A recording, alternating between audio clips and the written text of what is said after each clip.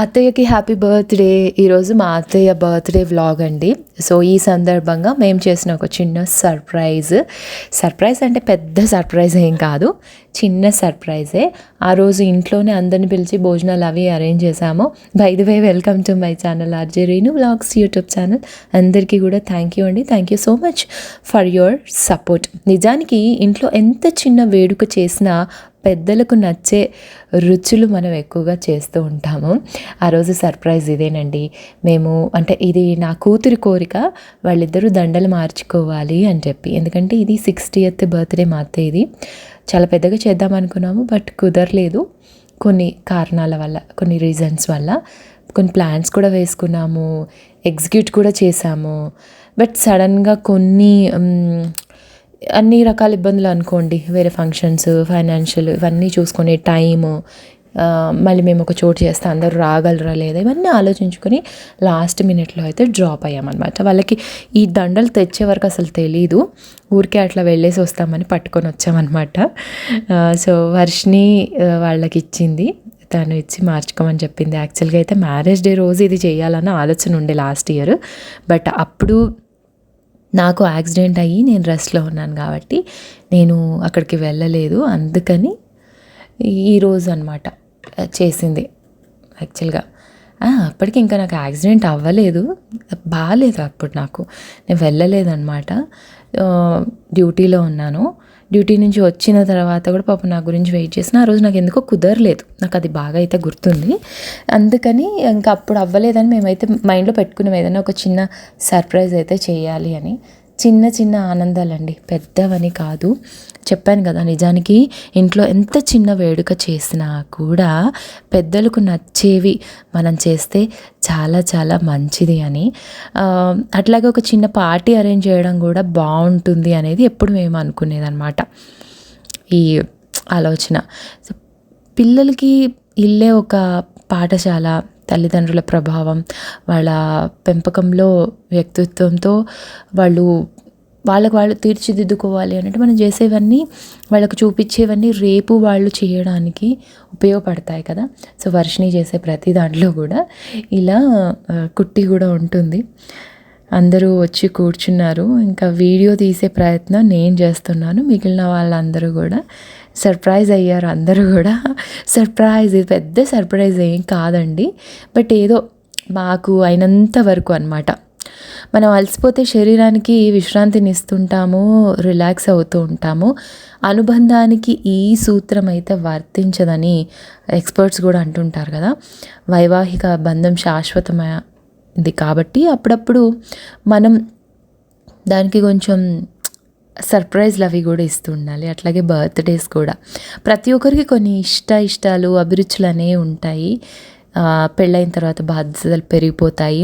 ఇంకా ఎవరో ఒకరైతే వాళ్ళ లైఫ్లో అన్నీ వాళ్ళకి ఫుల్ఫిల్ అవుతుంటాయి, కానీ ఇంకొకరికి మాత్రం ఫుల్ఫిల్ అవ్వవనే నేను చెప్తాను. బట్ ఇద్దరు ఒకరికి నచ్చిన అంశాలని ఒకరు దృష్టి పెట్టుకొని వాళ్ళు లైఫ్ లాంగ్ అలా ఒకరి ఇష్టాలని ఒకరి ఆలోచనలు ఒకరి ఎమోషన్స్ని ఒకరు పంచుకుంటూ ఉన్నట్లయితే ఏ ప్రాబ్లమ్స్ రావన్నమాట. సో ఇంక ఇక్కడ మావయ్య కాసేపు కూర్చొని అదే చెప్పి, బర్త్డే తనని కూర్చోబెట్టి కట్ చేయించండి అని చెప్తున్నారు. కేక్ కటింగ్ అయిపోయింది. ఇంకా అందరూ కూడా ఇలా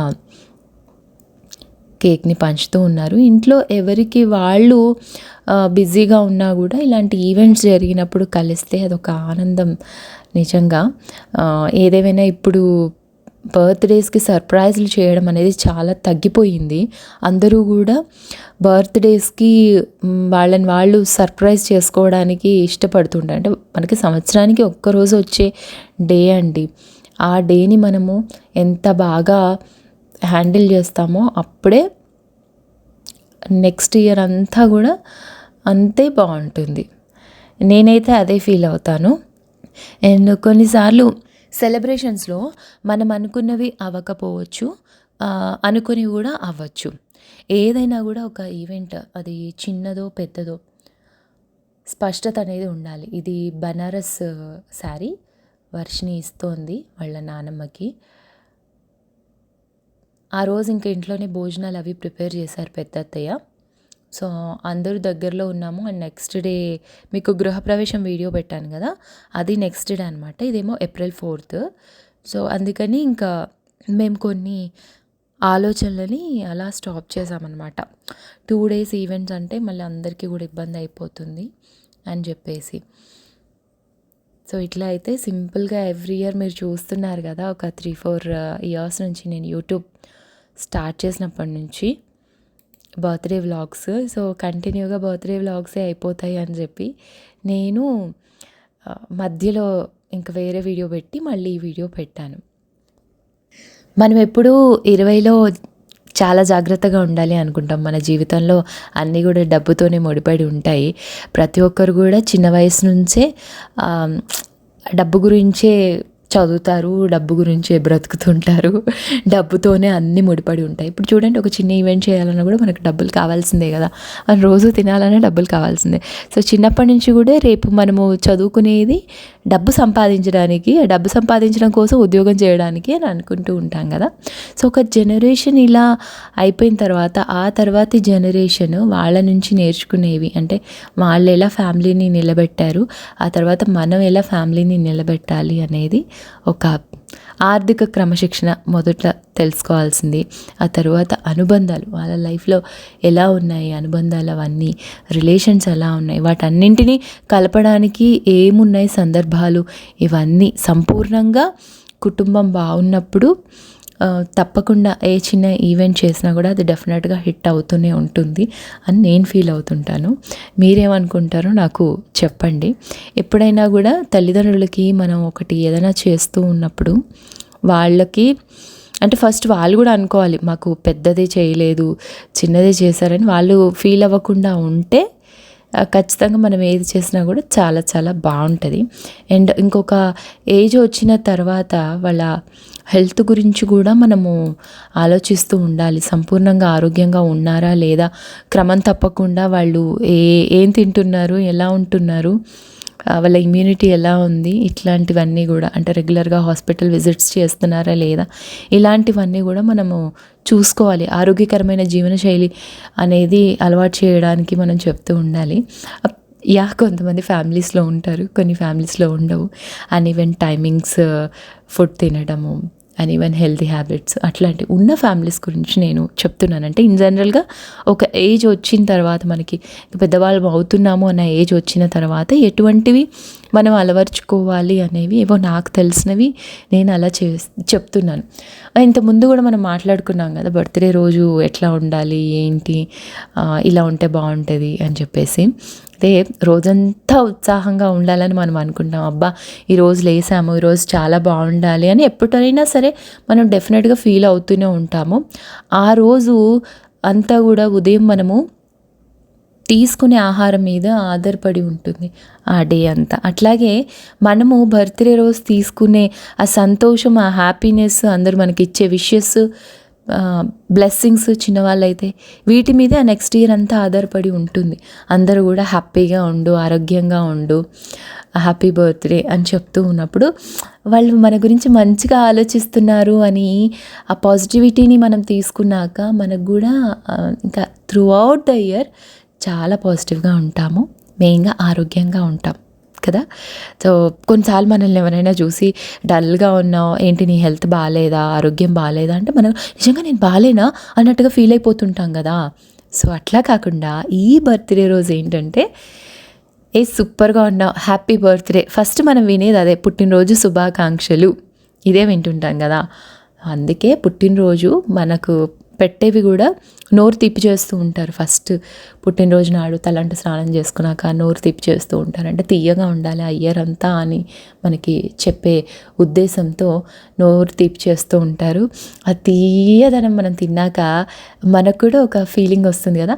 అదే మనకు వేపాకు పెట్టారనుకోండి చేదుగా ఉంటుందని కాదు, అంటే చేదునైతే మనం తీసుకోవాలని ఎవ్వరం అనుకోం. మొన్నే మనం ఉగాది చేసుకున్నాం కదా, ఆ రోజు మనకి ఎన్ని రుచులు ఉన్నా కూడా మనం ఫస్ట్ అంటే అందులో వేసే 7 రుచులు వేసాక అందులో మనకు ఫస్ట్ ఏ రుచి అయితే తగులుతుందో అని నెక్స్ట్ ఇయర్ అంతా కూడా అదే విధంగా ఉంటుంది.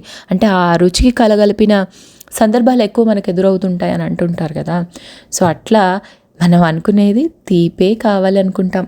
హలో ఎవరు హ్యాపీ బర్త్డే రేణుకా నాని చెప్పు ఏదో ఒకటి మళ్ళీ గట్టిగా. సో అందుకే తీపి పదార్థాలు ఎక్కువ చేసుకుంటాం కదా ఆ రోజు. ఇంకా నాన్ వెజ్ తినే వాళ్ళ కోసం bagara rice and chicken fry, తర్వాత సాంబార్, ఆలు కర్రీ, ఇవి సింపుల్గా మా మెనూ అనమాట. మార్నింగ్ ఏమో పులిహోర, చక్కెర పొంగలి, ఇవి ఉన్నాయి రెసిపీస్. ఇంక ఈవినింగ్ ఇది డిన్నర్ అనమాట. ఉన్న ఒక 15-20 మందికి ఇవి భోజనాలు. అంటే ఇంట్లో వాళ్ళమే, ఇంకా బయట నుంచి ఎవరిని పిలవలేదు. నెక్స్ట్ 2 days 3 days కూడా మాకు సెలబ్రేషన్స్ ఉన్నాయి. నేను ఆల్రెడీ వ్లాగ్ షేర్ చేశాను, మీ అందరు చూశారు కదా. తర్వాత ఇంకా రిలాక్సింగ్ టైం అనమాట. అందరూ రిలాక్స్గా తింటూ ముచ్చట్లు చెప్పుకుంటూ ఇట్లా అయితే ఆ డే అంతా గడిచిందండి. ఈ ఇయర్ మా అత్తయ్య బర్త్డే వ్లాగ్ ఇది. ఏం చేస్తున్నారు దిస్ లిలీపుట్స్? Butterfly butterfly. ఓ ఇటు చూడవే అమ్మలు, ఇద్దరు దేకోరే. మంచి పెట్టు మూతి.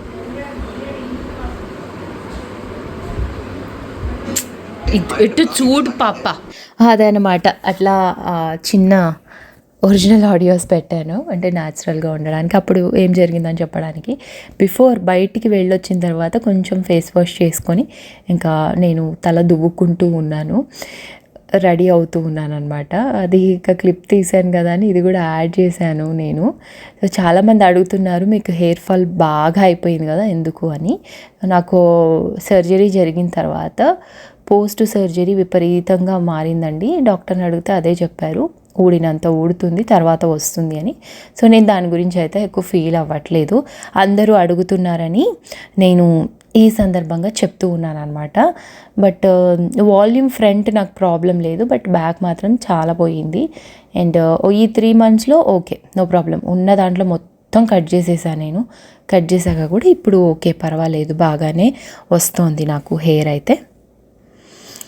అండ్ ఈవెంట్కి రెడీ అయిపోయాక డిన్నర్ చేసేసాము. డిన్నర్ చేసేసిన తర్వాత హ్యాపీగా ఇంకా ఆ ఈవెంట్ జరిగిన దాని గురించి మాట్లాడుకుంటా అండ్ నెక్స్ట్ ఆ డే గురించి, అంటే మళ్ళీ ఇంటికి వెళ్ళిపోయి మేము ఏమేమి డ్రెస్సెస్ వేసుకోవాలి, ఏంటి అవుట్ఫిట్స్ అని అవన్నీ సర్దుకోవడానికి రెడీ అయ్యామన్నమాట. అది ఇక్కడ మాట్లాడుకుంటూ ఉన్నాము. ఇంకా నేను రెడీ అయ్యాక వర్షిని కూడా రెడీ చేశాను, తనని కూడా రెడీ చేసేసి ఈవెంట్ అయితే చూశారు కదా, అది ముందరదనమాట. సో సింపుల్గా నేనైతే ఆ రోజు ఇంట్లో ఏదైతే క్యాజువల్గా ఉన్నానో అట్లాగే ఉన్నాను క్యాజువల్ వేర్లో. వర్షినికి మాత్రం ఒక పార్టీ వేర్ డ్రెస్ వేశాను. బట్ తను ఏంటంటే అది ఎక్కువ స్లీవ్లెస్ ఉందని ఇలా కోట్ వేసుకుంది. తిలకం అయిపోతే నీళ్ళు పోసి దాన్ని మళ్ళీ పెట్టుకుంటారు కదా మీరు, చిన్నప్పుడు మనం బాగా పెట్టుకునే వాళ్ళం కదా రెడ్ తిలకంలో. సో అదే అనుకుంటున్నాము. ఇక్కడ లేదు, అయిపోయింది అని చెప్పి అది బొట్టు సరిగ్గా కనిపించట్లేదు. సో అట్లా ఈ డే అయితే గడిచిందండి. మరి ఇందాకటి వరకు మనం మాట్లాడుకుంటున్నట్లు ఏ సందర్భమైనా, అంటే ఇంట్లో జరిగే చిన్న సందడైనా కూడా దాన్ని మనం హ్యాపీగా ఆస్వాదిస్తే హ్యాపీనెస్సే వేరుగా ఉంటుంది. What you say? సో మీరు కూడా ఈ వీడియో నచ్చిందా లేదా నాకు కామెంట్ చేయడం మర్చిపోవద్దు. అండ్ మీరు చూస్తున్న వీడియోస్ అన్నీ కూడా ఎలా ఉన్నాయో కామెంట్ చేయండి. సో ఫస్ట్ ఇది అనమాట అరేంజ్మెంట్స్, లాస్ట్లో చూపిస్తున్నాను. మేము దండలు తెచ్చాక ఇలా అరేంజ్ చేసాము, అది ఇంకా లాస్ట్లో ఉండిపోయింది. సో ఇప్పుడు మళ్ళీ దాని ఫ్రంట్కి మార్చడం కుదరదని ఇలా పెట్టేస్తున్నాను. సో ఇలాగే ఎన్నో మంచి మంచి పుట్టినరోజులు జరుపుకోవాలి అని మా అత్తయ్యకి విషెస్ తెలియజేస్తున్నా. మీరు కూడా తెలియజేయండి అండ్ సపోర్ట్ కూడా చేయండి మా ఛానల్ని. ఎంత తొందరలో నేను ఇంకా సబ్స్క్రైబర్స్ పెరగాలి అనుకుంటున్నాను, దానికి మీ సపోర్ట్ కావాలి. థ్యాంక్ యూ సో మచ్ అండి.